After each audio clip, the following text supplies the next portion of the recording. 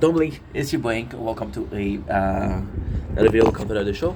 If you're doing well, having a wonderful day on the 10th April 2025. Today we're going to be talking about generational enslavement, which is kind of crazy. So don't worry, we're not talking about we're not talking about enslavement in the way that you think.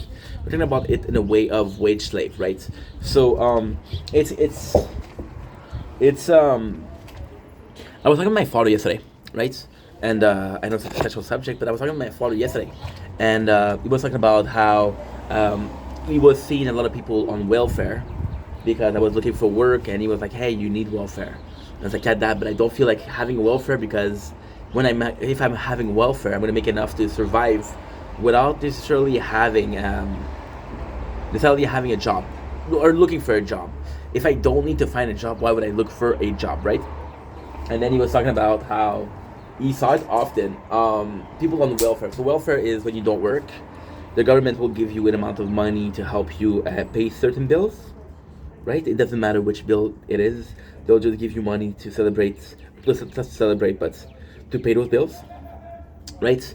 And we are talking about that, right? And he was talking about something that is really cool. He was talking about generational behavioral studies. Now, of course, he didn't mention it like that, of course, right? Give me a sec. Don't blink, it's your Blink. Welcome to our show. You guys are doing well, so having a wonderful day. It is 12 o'clock. As you can see, it is a lot darker. We have a lot less light on the balcony, so it's nice because we get to do two sources of video, and you think it's gonna be a different day. No, it's the same day. Look at the ice here. Super nice. Sorry about that. I need to do another video. So he was talking about this generational belief that, you know what, you don't need to work. We'll make it. We'll make it, right? If you don't see your parents working, but you're still managing to survive, the first thing you're gonna say is, "I can survive like my parent did," right? I know it's possible, so let's try it out. However, in some of the cases, and it's always like the two sides of a medal, right? And my father, think about that in my mind, it was the generational wealth enslavement. So, for example, this basic 9 to 5, right? And for generation, you're an employee and never the employer. And there's nothing wrong with being an employee, right? But there's nothing wrong with being an employee. There's nothing wrong with a 9 to 5, but there is something wrong with believing that you're not worth more. Now, technically speaking, you don't have to have ambition. If you're okay with 9 to 5, if you're okay with being an employee, that is super cool. That is super, super cool. I was talking with this girl yesterday, and she was talking to me about how she got promoted. She got promoted to a assistant manager at her store. And my first question was like, are you dealing with the authority? How do you deal with giving shit to people, you know? And she was like, "Well, it's shitty, but I'm getting more cash." So, see, it's a risk and reward, right? It risks being shitty, but then the reward, you get more cash. And the idea of the generational enslavement for wealth was that for her, being as a manager was possibly way higher than she could have gotten, right? And again, there's no problem with that. There's no problem with the 9 to 5. If promotion is a promotion, it's a great thing. A promotion will always be a reason to celebrate, right? However, I think the problem is that you are in this mold and this generational enslavement of, there's nothing that I can do without that, right? So we're seeing that before. We were seeing that way centuries ago. The father was a blacksmith, the son was a blacksmith, the grandson was a blacksmith, and it was causing a problem because although the problem wasn't the fact that they were blacksmith, the problem was that they felt enslaved in the mentality of, there's nothing else I can do, right? So broadening the horizon. Also, we saw that a lot in Quebec, in particular. Like, for example, you had a familial farm, and you would need nothing. You would need nothing. You would have food. You would have milk. You would have eggs. You would have everything and anything that you ever could have wanted. However, there was a price for that. There was a big price for that. Your kids are going to take care of the farm. Those kids are going to take care of the farm, right? And ultimately speaking, doesn't matter how many generations are truly willing to do this. There's going to be one generation that's not willing to. They're going to be like, "No, this is not me."